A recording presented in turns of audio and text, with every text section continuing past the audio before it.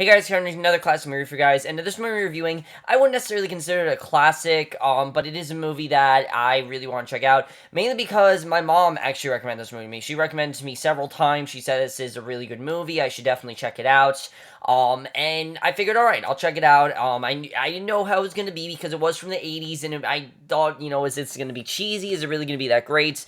And that is the 1987 teen romantic dramedy Can't Buy Me Love. And like I said, going to Can't Buy Me Love, I didn't really know what I was getting into. I knew the basic concept, I knew who was in it, but that's really all I knew going in this movie. Other than that, I heard, really subpar reviews about it. I didn't really know how it was going to be. And after checking out Can't Buy Me Love, I have to say that I'm actually really glad I watched this movie because I actually really did enjoy this movie. I thought for the most part, this was a very fun movie, and I really had a lot of fun with it. I think it's a really great message, and I really think it's a movie that still does hold up very well today. I was worried that was going to be my main thing, is that this movie would be very dated, but it really still does hold up well today. But let's get to the plot of Can't Buy Me Love, which the plot of this movie I think is actually very interesting and kind of funny as well, because basically we focus on this kid, Ronnie Miller, he is your typical nerd pretty much. He is this, gardener, I want to say gardener for he basically his entire summer is just him mowing lawns to save for like this telescope,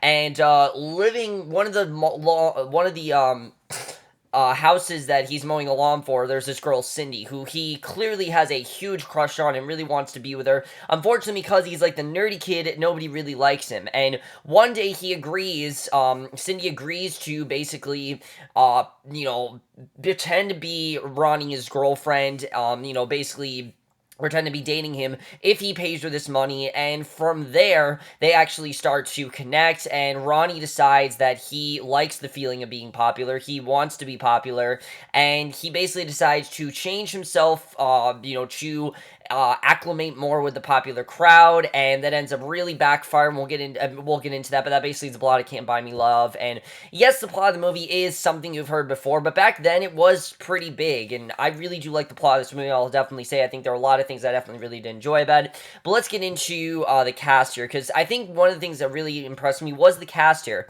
I really thought it was going to be a very kind of like half-assed, kind of just cheesy, the cast didn't really care, that kind of movie. I didn't really think it was going to be a movie where the cast really cared. But I gotta say, everyone I think really did a great job. I mean, there were some that were better than others, but especially the main two stars. Let's talk about Patrick Dempsey, because this was his actual first main role, if you guys didn't know that. Patrick Dempsey, of course, was in Grey's Anatomy, and he's been in movies since then. It's kind of cool to see him get his start in this, and I think he really did a great job. I really cared about his character, Ronnie. You want his character to do well, you want his character to get the girl and things like that, but you also see that he really does fall into the wrong crowd, and he really does think that being popular is the best thing, and I really did like seeing that in his character. He was also very funny and very witty, but he also has this genuine heart to him. He really does care about people, and that's the thing that many people see, is that he does care. He does want to, he isn't a dick, and that's exactly what he decides to be, because he feels that's the best way to impress people, and I think he did a very good job with portraying that character.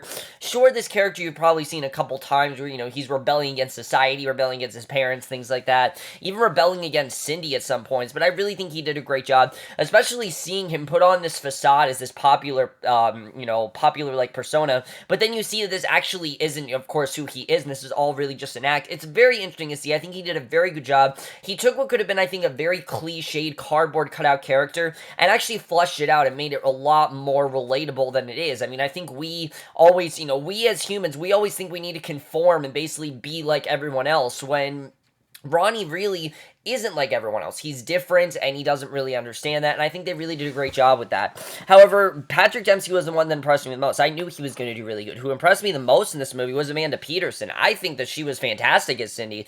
In fact, I think she kind of stole the show at some points. I thought she was an incredible character. I mean, I really just thought she was going to be the love interest, but there's a lot more to her than that. First of all, Cindy, we can see, is very into being popular. This is something that to her is a necessity. This is something that she needs to do, is to be popular. She has all this stuff she needs to do. She asks her mother for clothes so she can look more popular. And it's a very interesting character. And I really do love the relationship that goes on between Ronnie and Sydney, because at first this is simply just Cindy trying to get Ronnie more popular. And that's really all it's about, that she's just trying to agree to this deal so she can get money. But you can see as the movie goes on, she really does start to care for him, because she sees that heart he has, and she sees how nice of a person he is, and she even doesn't love the fact that she's popular. There's a great scene where she tells Ronnie that being popular is not all that great, and I definitely really did love seeing that. And you start to see throughout the movie, she slowly does start to fall in love with him. You really do believe this relationship. It doesn't just feel forced. Yes, you obviously knew they eventually were going to like each other, but it doesn't feel forced. It really feels like it does work for this movie. You can see that she really does like him. She really cares about him, and I think they had really good chemistry. I haven't seen Amanda Peterson do anything else. I know she actually died at a very young age. I don't know exactly when, but she did die at a very young age, and I think she did a great job. I definitely really did like her character, and she definitely was very good. I really did like what she did in the movie. I think both of them worked very well together, and by far, they're one of the best, their dynamic is one of the best things about the movie.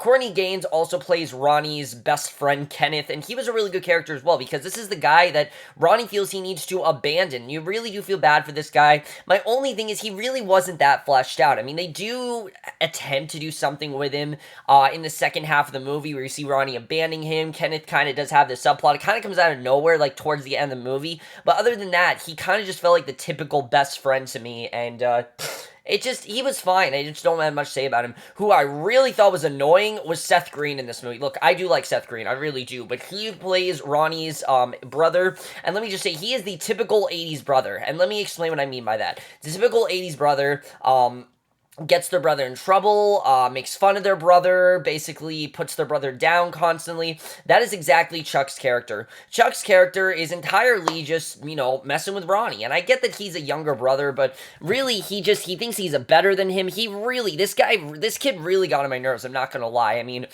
some of the stuff he did I thought was funny, but a lot of it he really was very degrading at times, and it was hard to, some of his scenes, they were kind of hard to get through, because I thought that Seth Green, he did a good job, but the character he was playing was kind of insufferable, I gotta say, and I think he was okay in the movie. Nothing amazing, but he really was the one thing that made me downgrade this movie a little bit, which we will get into. I also do want to talk about, though, Tina Caspary and Darcy DeMoss as Barbara and Patty. They do a great job at playing the exact kind of popular girl that Cindy wants people to think she is, when really she's not. Cindy does care for Ronnie. Cindy does love Ronnie for who he is, while Patty and Barbara basically just love him for the facade that he's putting up. And I think they did a very good job with comparing those three, because these three are best friends. And the difference is that Barbara and Patty are very shallow and very slutty, while Cindy really isn't that way. Everyone seems to think she is, when really she's not. And by the way, I forgot to say, Amanda Peterson was actually very attractive. I forgot to say that as well. But yeah, I don't blame Ronnie for wanting to go after her. I probably would have done the same thing. But overall, I think the cast was fantastic. I think everyone really did a great job. I think the bullies as well were really good. Like the popular kids, they definitely were really good in the movie. But let's get to the directing here by Steve Rash. Really good directing overall. I think he did a very good job directing the movie. He definitely knew what tone he wanted for the movie, and I think the way he directed it, I really did enjoy. A lot of the times the movie is meant to be silly, but I did like that he did actually take this movie seriously at points. And those points do feel genuine. That was something I was worried about. I was worried, like, is it, excuse me.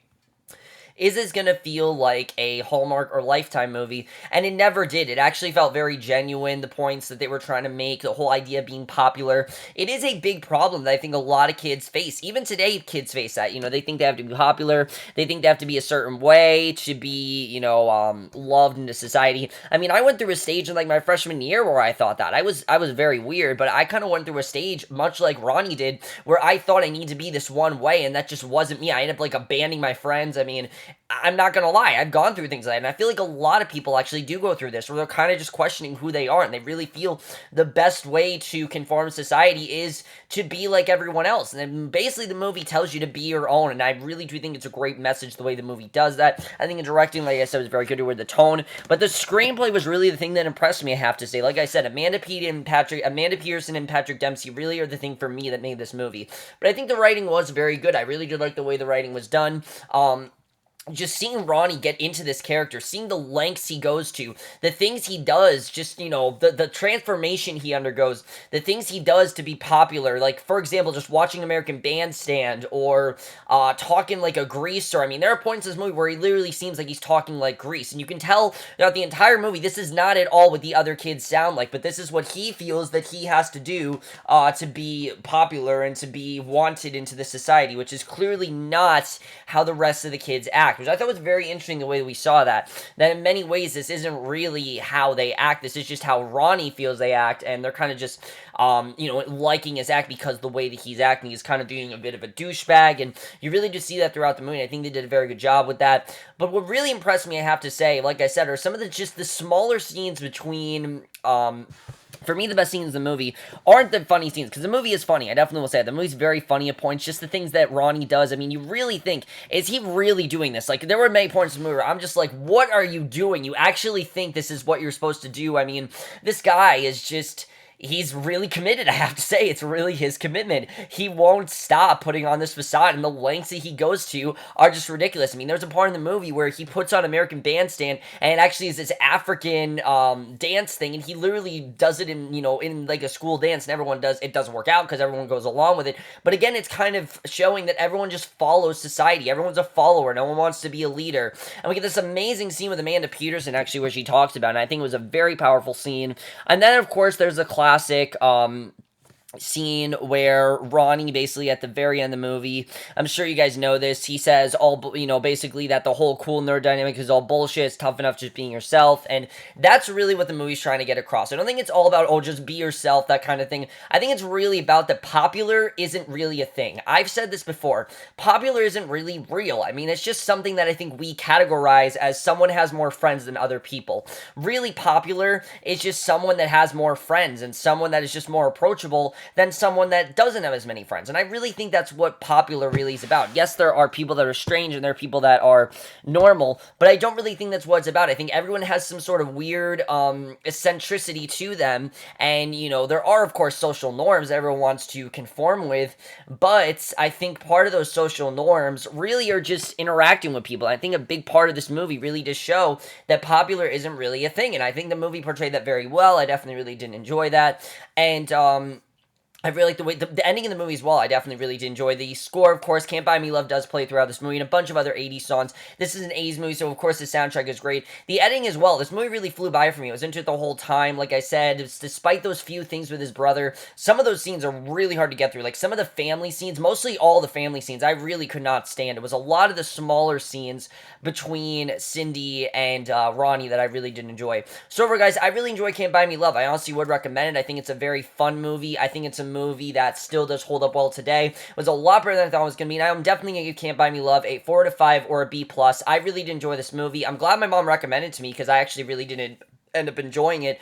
But let me know what you guys saw this movie. Love to hear your thoughts, and we'll see you guys in my next video, which will be for tonight's episode of Arrow, and I will see you guys for that. Okay, bye.